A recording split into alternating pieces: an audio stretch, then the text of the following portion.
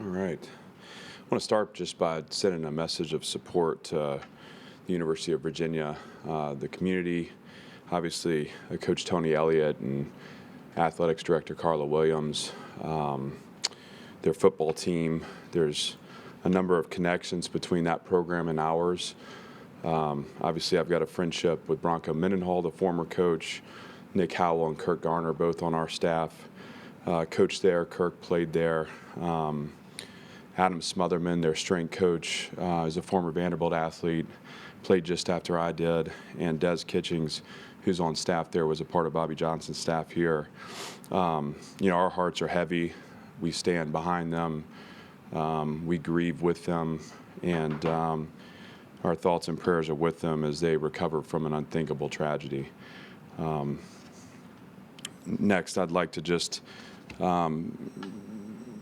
highlight the fact that this weekend is our Turner's Heroes game, and that's in honor of Turner Cockrell's legacy here, former Vanderbilt football player who we lost in his battle with cancer in 2018.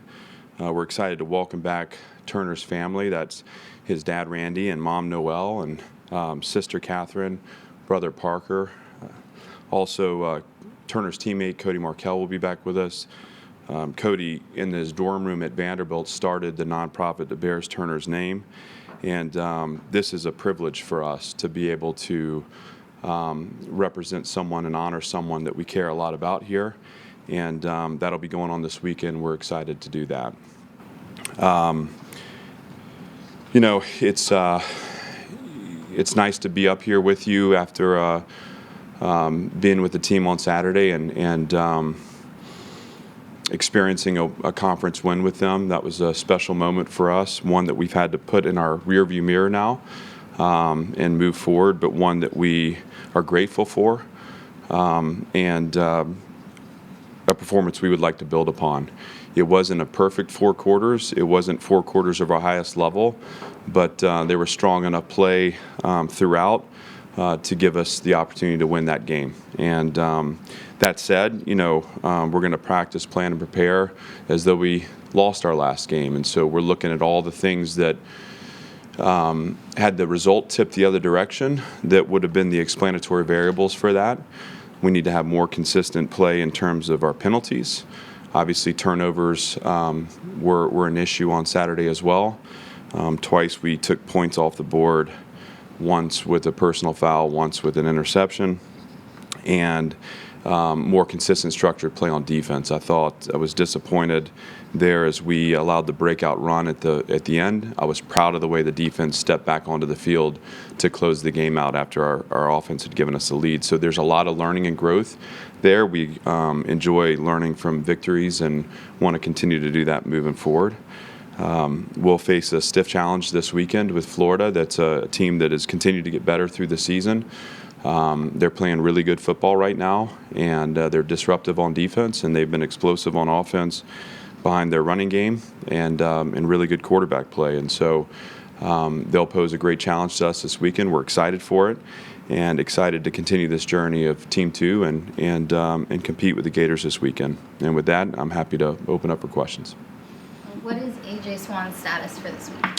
As of right now, questionable, and I think we need to see whether or not he's able to get back in time to prepare and to be able to play at a level that helps us win.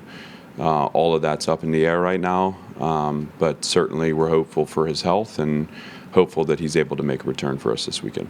Is there any consideration to shutting him down for the rest of the season, making sure he's healthy for the future and all of that? As we go, if we're able to get him back healthy, we will allow him to play so long as he's cleared. Obviously, if there's any gray area there or doubt, then certainly we want to protect his long-term health and obviously his long-term ability to contribute here. But we don't see that as an issue as of right now, and so we're just awaiting his return. Specifically, talk about after the Kentucky game. Everyone saw how emotional you were, to see how tumultuous of a week you had after the South Carolina week, to see everyone come up and win when everyone thought Vanderbilt football was not going to win. What did it mean for the program, and what did it mean for Team 2 specifically? Yeah, there are a lot of things externally that we don't allow to define us. So we concern ourselves more with the internal narratives of the program. And my emotion after the game was just a reflection of the level of respect I have for the people that are here in the early part of this build, fighting every day to build the program that they believe in. I've been impressed with this team's ability to respond each week, even though we haven't been rewarded with results all the time. I have a deep respect for our coaching staff who carries that belief every single day, and belief without evidence is something that creates strain. But we all know what's going on in here. We see it every day. We're around it. We're connected to it, and to be a part of Saturday where our team got over the hump and found a way to win a game, it meant a lot to everyone involved. And so, yeah, that was what my emotion was about. It certainly wasn't, about external narratives or anything that might create, a perception outside of our program. My emotions about the love and investment that we give every day to this place, to see those small signs of progress for us, and then to have them manifest in a win was a big moment, and it was one that I'll never forget. And though we plan on many more of those celebrations and many more great triumphant wins as a program, that one will always be special because it was on the back end of weeks of effort and weeks of belief and weeks of fighting and falling short. And you just don't see that level of resilience anymore. And I think this team is a resilient team, and they've established an identity as the foundation of this program that we'll benefit from for years to come. I don't know if there's like a funeral or something at UVA this weekend. Is Nick Howell coaching against Florida? He'll be with us. It's important to Nick that he honors his former players by serving his current players, and Nick has such a great heart and is just a fantastic mentor and coach. We spent time this morning as a program having them reflect on the young men that were lost and what that means to them, and giving us some perspective too with respect to their loss. If AJ is available, who starts at quarterback? Yeah, the person that gives us the best chance to win. I know. The reason I phrase it that way is obviously AJ is our starting quarterback, but yet there's a certain level of preparation, there's a certain level of investment that we expect each week to be prepared to play, particularly at this level, particularly in a game like we're going to have on Saturday. Mike Wright is a proven winner for us, and he's also been the starter here, so we have complete confidence in Mike, and so if AJ's available, but hasn't had the time in the workshop, we'll keep him as available, but we'll allow it to be Mike's show. If AJ's able to work his way back and we feel like puts together enough practice to retake that spot, we can certainly see a world where he would be out there for us. Can we get injury updates on Ben Cox, Xavier Castillo, Davian Davis, of course, and the weekly. DJ Tecate? That's good. So Ben and Xavier are dealing with a little more long-term recoveries, so they're not available right now. I don't know. I don't anticipate them available next week either. But obviously, if that changes, that'll be reflected on our depth chart, and we'll acknowledge that at that time. Same with BJ. BJ's injury occurred right around the finish to our second bye week, and he's a guy that could be back for us. I know he wants to be back, is targeting next week, but I'm not sure that that's going to happen. So we'll provide updates on him as we get a better sense of when he's able to reinsert. Davian took not live reps, but competitive reps today, and both scouted periods and good on good periods. So he is continuing his progress back.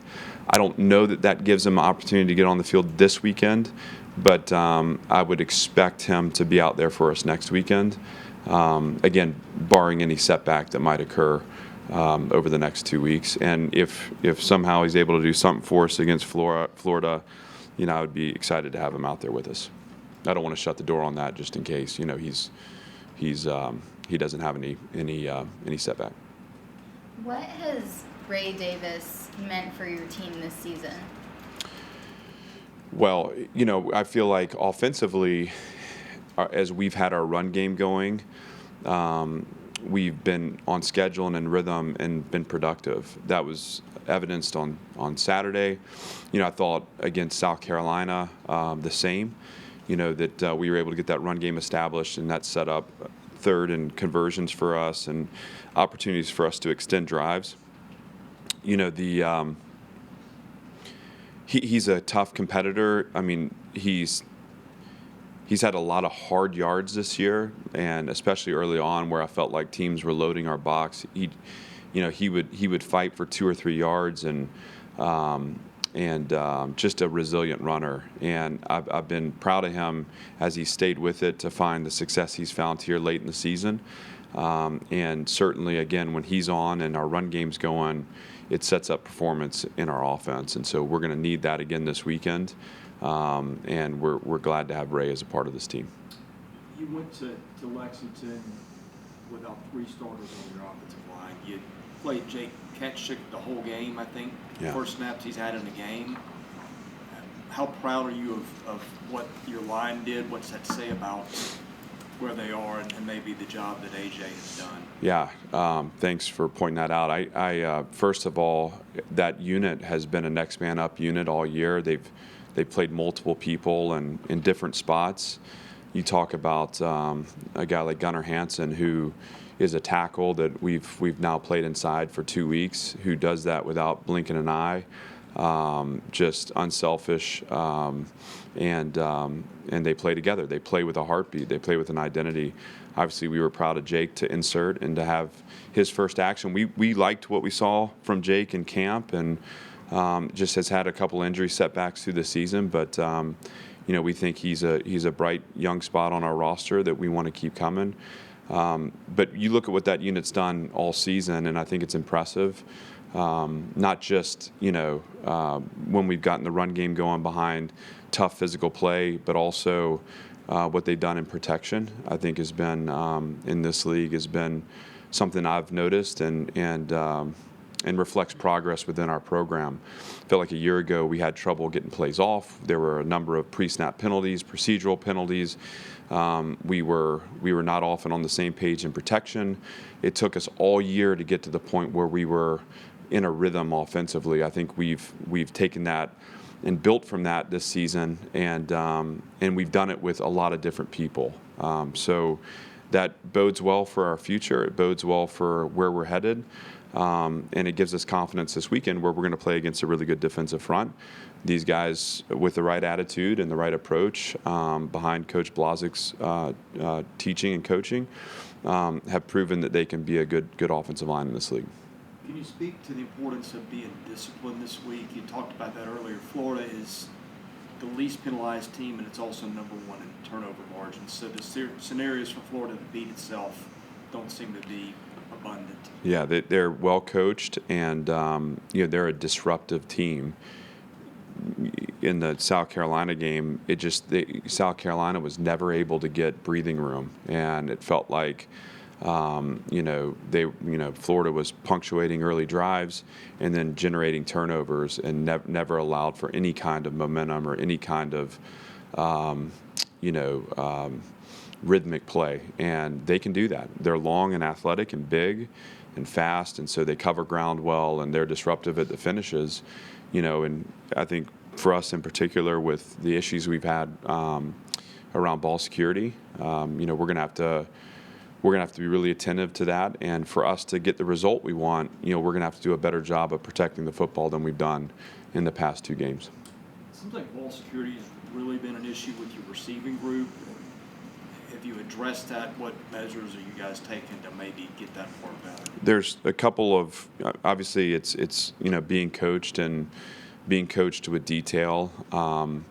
There's a couple of approaches. One is just the fundamental technical aspect of how we secure the ball or how we chin the ball and the mechanics behind how we want to carry the football. The other is just examining when those turnovers occur and what are the common factors in creating them. So, like on Saturday on Wills, he makes a nice catch and makes a move, and it's a backside runner. He's got a front side defender that he's dealing with. It's a backside runner that jars the ball loose. And so having the ability there to create an iron Carlson, to get two hands on the ball and to anticipate those things is important. Regarding the Kentucky game, Barryon Brown is maybe the fastest player you guys will play against all season, and yet he had one catch for a loss of 1 yard and didn't seem to do a ton on special teams either. How does being able to contain somebody with that type of speed speak to improvement on defense and special teams? Certainly. We've talked a lot about tackling on the perimeter. That's been a focus. I felt like that was better on the whole on Saturday, both in defense and special teams, but I also thought there were opportunities for us to make plays to get against the running back. Excuse me, guys. Still getting over this sickness. Where we could have gone second and long, that he broke tackles to get a second and two. So there's room for improvement there, but was proud of the way we contained Berrien. Yeah. So have you noticed impact on recruiting already from that win, or We've stayed the course. I mean, people that get in touch with the energy inside this program, they have belief in what we're building, and obviously everyone enjoys the evidence and enjoys the success. But we're happy with where we are with respect to recruiting, and confident about how this class is gonna allow us to take that next step. And obviously enjoyed celebrating the win on Saturday with families and recruits who were watching closely. Thanks. All set? Thank you.